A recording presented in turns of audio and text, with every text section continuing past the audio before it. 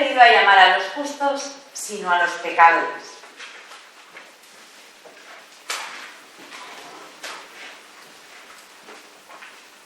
El episodio de la llamada de Mateo no es recordado principalmente por la importancia personal que para el mismo Mateo tuvo esto, ¿no? Porque, bueno, también Marcos y Lucas lo narran en su Evangelio. La vocación de Mateo están los tres sinópticos. Solo que Marcos y Lucas le llaman con su segundo nombre, Leví. Y el interés del relato o del episodio es debido a la gran frase que Jesús pronuncia en el gran banquete, ¿no? Mateo, como sabéis, después de que siguió a Jesús, lo primero que hizo fue ir a preparar un banquete, ¿no? Un gran banquete en su casa, antes de despedirse de todo el mundo, sus amigos, sus compañeros de trabajo, publicanos y pecadores principalmente, con lo cual Jesús se la cargó ya de entrada, porque esa noche se fue de cena con todos los impresentables de la comarca, no con Mateo, sino con Mateo y sus amigos, que no eran precisamente píos varones. Y lo más relevante de esto no es que se fuera de cena con los amiguetes, que, bueno, pues eso, sino lo que él dice, y que esa cena, ese banquete, pues es como un marco para unas palabras de Jesús que son el escándalo de la temporada. Resulta que llegan los fariseos y los escribas echando chispas. ¿Qué hace dentro de la casa de un pecador? No con un pecador, sino con un pecador y su comparsa. ¿Qué hace ahí dentro? Esto es inadmisible. Esto es un pecado, es una violación clara de la ley. Todo es impuro, vamos, todo directamente al infierno como mínimo, o al subsuelo del infierno, si hay grado superior, ¿no? O sea, lo peor. Entonces llegan en ese plan. Y Jesús, tranquilo, probablemente sin dejar de comer en su banquete, tranquilo, con aplomo, les contesta esta perla. Pero, como todas las palabras de Jesús, para entender bien el escándalo y la revolución que armó, vamos a contextualizarlas bien. En medio de un jolgorio impresionante, Jesús está en medio del jolgorio, no dijo bajen el volumen de la música porque yo pierdo el recogimiento interior. No. Un banquete, había hombres, mujeres, música, ruido, vino, comida, pues lo que era un banquete, ¿no? Bien, y Jesús está ahí sin hacer ningún asco. No sé qué pensarían los tres parrillos que iban con él, Pedro y compañía. No lo sé, algunas veces lo pensaba, digo, ¿cómo lo entenderían? Porque entender no entenderían, pero por otro lado, él iba, pues ellos iban, aunque no sabían muy bien si aquello estaba bien, porque más bien les habían dicho siempre que eso estaba mal, pero ellos iban. Yo a veces nos imagino un poco como diciendo, ¿qué hacemos? Entramos, no entramos, comemos, no comemos, se mirarían unos a otros, y al final, pues como Jesús iba, pues iban, ¿no? Pero irían como diciendo, ¿me entendéis? Bueno, pues en medio de todo esto, llegan los escribas y fariseos a recriminar lo que está haciendo y el mal ejemplo que está dando. Porque para postre el que lo hace no es un ignorante de 3 peras al cuarto que no sabe de dónde le cae, no, es uno que enseña en el templo y enseña como pocos rabís, porque sabe muchísimo. De hecho, cuando ya tenía 12 años ya les asombraba su sabiduría a los escribas y a los maestros del templo, ¿no? Entonces, este que sí que sabe, ahora nos hace esto. Pero hombre, ¿no te da vergüenza? Y Jesús con aplomo, que era lo que más nervioso les ponía a los otros, les contesta tranquilamente.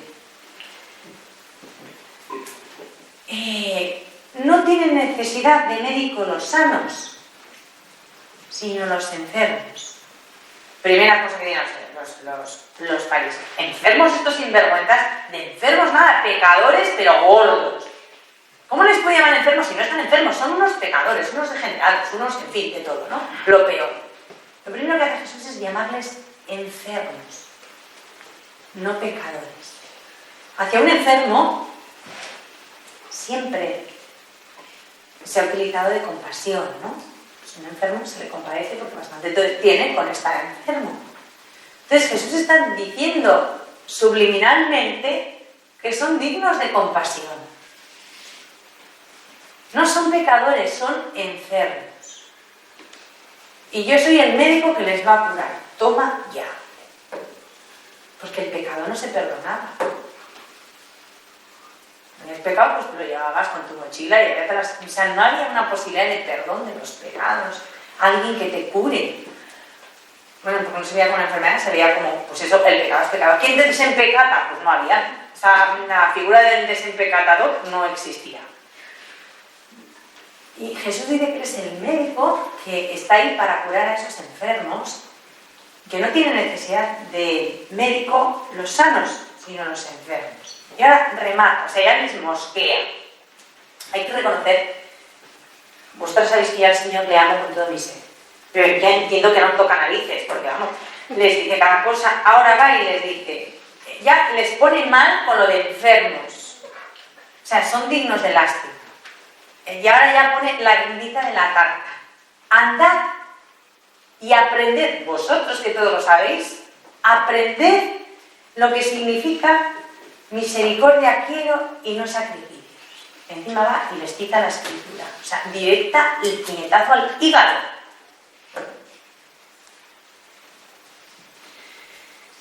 Porque yo no he venido a llamar a los justos, o sea, vosotros no me interesáis, sino a los pecadores. Resumen, estoy donde tengo que estar, dejadme en paz. Eso no se lo dice, pero es el mensaje subliminal. No sé si vamos leyendo entre líneas y vamos pillando. Con lo cual, yo digo que demasiado que duró 3 años la vida pública de Jesús y no se lo cargaron a los 15 días, ¿eh? Porque esto era escandalizante por demás. Y además yo me lo imagino recostado a la mesa, pues como se comía allí, tranquilamente, diciéndolo como quien dice que buena tarde hace, o sea, sin enterarse, y los otros atacados, claro, y desde la puerta, porque no podían entrar. Es que no podían entrar, me imagino, la puerta que dice, ¿qué haces ahí? Y el otro, nada, pues yo aquí, ni siquiera sale, claro. No tienen necesidad de médicos los sanos, sino los enfermos, recostados a la mesa, como comían ellos.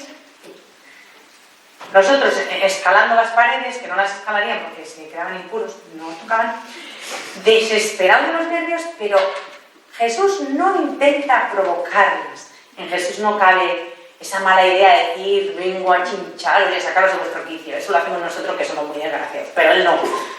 Entonces, Jesús lo que intenta es actuar en ellos como un revulsivo. Nunca les puso la mano encima, pero les daba bofetadas de ¡pa, pa! Lo de un par de tortas a ver si reaccionan, pues se las daba así, ¿no? Él lo que intenta es que ellos comprendan que están equivocados. Evidentemente no lo logró. Por eso acabamos como acabamos, claro, ¿no? Pero lo que intenta es hacerles salir de su error. Andad y aprended. Vosotros que todos lo sabéis, aprended una cosa que no habéis aprendido. Aprended lo que significa misericordia quiero y no sacrificios. Les alegro la tarde, vamos, o la noche. ¿Qué nos pasa? Pues eso, que estamos hasta tal punto acostumbrados a las palabras del Evangelio. ¿Cuántas veces hemos oído esto? No he venido a llamar a los justos sino a los pecadores. No tienen necesidad de sanos sino los enfermos. Ya lo decía el Señor, y nos quedamos, porque lo hemos oído tantas veces, que no nos ponemos de verdad en la situación y el momento en que fueron pronunciadas esas palabras y lo que el Señor tenía en la mente y en el corazón, ¿no? No le sacamos al Evangelio todo su sabor, no le sacamos todo su jugo. Nuestro problema es que lo repetimos tantas veces. Yo llevo oyéndolo desde que tengo uso de razón. Yo a los 4 años ya sabía esto. Vamos, no lo sabía, lo había oído. Y pues hasta 45 que tengo ahora, pues anda que no lo hemos oído veces, ¿no? Que perdemos el sabor último. Toda la sustancia, toda la enjundia que tiene, nos lo perdemos. Y nos parecen naturales cosas que eran tremendamente escandalosas, ¿no? Y claro, porque, ¿no? Como yo lo llevo oyendo toda la vida, pues no te lo planteas, pero luego en el fondo lo dices. Claro, pero para esto nos vienen también los no creyentes, nos vienen bien, nos prestan un servicio porque ellos se extrañan. Con nosotros ya no tenemos capacidad de extrañarnos, ¿no? Entonces ellos vienen con su lógica de no creyente y dicen, a ver, que a mí hace poco me dijo una persona, ¿no? Y luego lo leí aquí. Una persona pues que está intentando acercarse al Señor y volviendo no, acercarse porque en realidad nunca ha tenido una fe. Claro, que lee el Evangelio y alucinan colorines. Yo, para mí eso es todo tan normal. Y ella dice, entonces claro, entonces no lo entiende, dice, entonces Jesús prefería a los pecadores que a los justos. Pues no lo pillo. Y claro, tienes razón, si tú lees eso por primera vez, suena a eso. Me lo paso mejor con estos que con vosotros, que sois buena gente. O sea, visto desde fuera, para un no creyente, pues sí que es raro. O sea, este está más a gusto con los que son que con la gente decente. Yo nunca me lo había planteado así, pero digo, claro, visto desde fuera para un profano, efectivamente el primer golpe de ojo es, pues vaya con el Hijo de Dios que prefería las juergas de esta gente que estar con gente decente y normal, ¿no? Es chocante. Y claro, la gente te dice, entonces, ¿de qué sirve ser bueno y de qué sirve cumplir la ley y los mandamientos si Jesucristo prefiere a los pecadores? Pues mira, chico, vamos a apuntarnos a los pecadores, que encima es como más fácil, ¿no? O sea, es como más sencillo que portarte bien y cumplir la ley y tal, ¿no? A ver, evidentemente está mal planteado, pero a mí sí que me ha hecho pensar que esta persona me plantea estas cosas, digo, ¿hasta qué punto estoy acostumbrada a leer el Evangelio que ya no me sorprende? Nos hemos acostumbrado y se nos ha anestesiado la capacidad de sorprendernos ante el Evangelio, ¿no? A mí eso sí que me lo ha hecho pensar. Bueno, pues estas preguntas inquietantes que hacen las personas no creyentes, nosotros nos las deberíamos hacer desde un corazón inquieto que siempre está buscando al Señor, ¿no? Que nunca se acostumbra a estar con el Señor y siempre tiene que permanecer con esa inquietud, con esa capacidad de sorpresa, pues como los niños, porque al final de los que son como ellos es el reino, no de los que ya se lo saben todo y lo tienen todo controlado. Esos son pues, más aburridos que las setas, ¿no? La capacidad de sorprendernos, que no se nos olvide, o sea, que no se nos apague de alguna manera. Evidentemente la explicación de esa contestación de Jesús es sencilla. Jesús no ha venido a llamar a los justos, evidentemente. Entre otras cosas porque antes de él no hay justos y sin él nadie es justo. Por eso mismo no ha venido a llamar a los justos. Antes de Jesús y sin Jesús nadie es justo. No existen los justos. Él ha venido no a llamar a los justos, sino a hacer justos, a hacernos justos. Acordaos lo que escribe San Pablo en Romanos 3, 22, 25. Pues no hay distinción, ya que todos pecaron y están privados de la gloria de Dios y son justificados gratuitamente por su gracia mediante la redención realizada en Cristo Jesús. Dios lo constituyó medio de propiciación mediante la fe en su sangre. Jesús no niega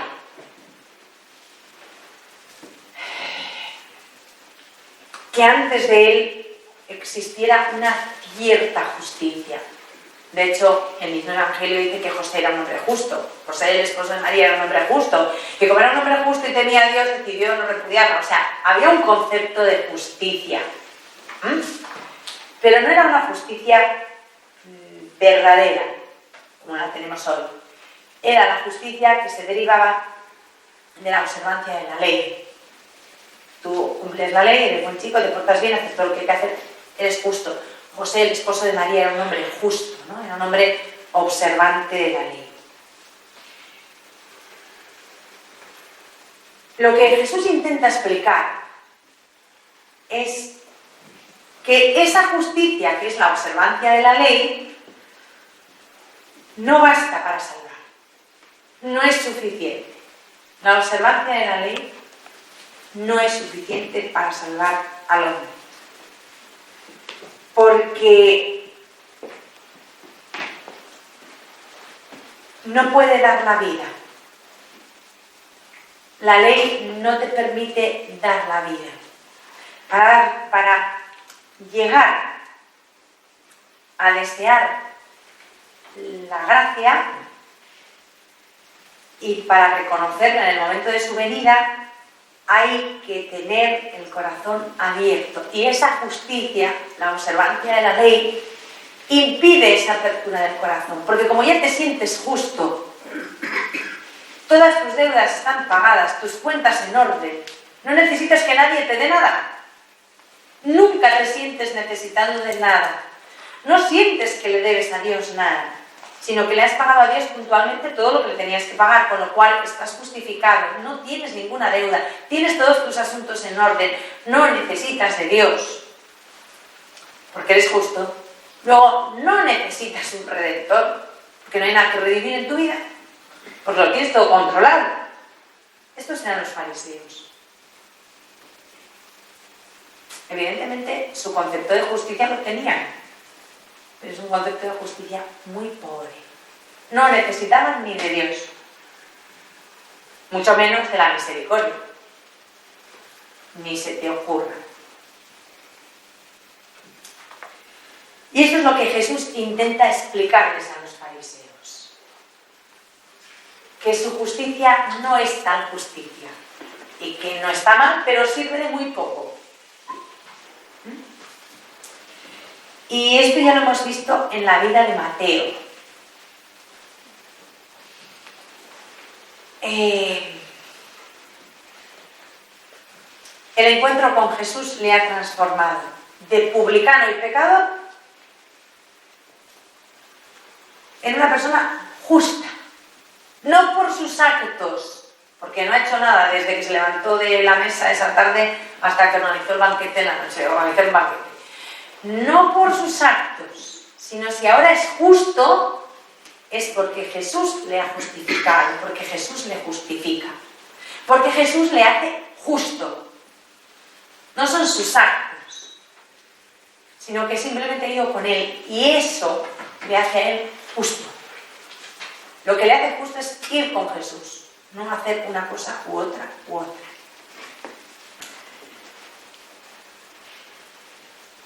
Dice el padre Cantalamessa que si el bueno de Mateo no se hubiera levantado y hubiera seguido a Jesús, ni siquiera Caravaggio se hubiera acordado de él para pintar el cuadro más maravilloso que pintó, ¿no? Si no hubiera seguido a Jesús, pues hubiera sido un individuo anodino y gris. Y así es Mateo, apóstol y evangelista. ¿Por qué? ¿Porque es estupendo? No. Porque Jesús pasó por su vida, él contestó, respondió a esa llamada. Y eso le hizo justo, le hizo santo. Jesús le hizo santo. Jesús, con su presencia, gratuitamente, con su gracia, le hace santo. Mateo lo único que hace es aceptar eso, ir con él, darse prisa en recibirlo.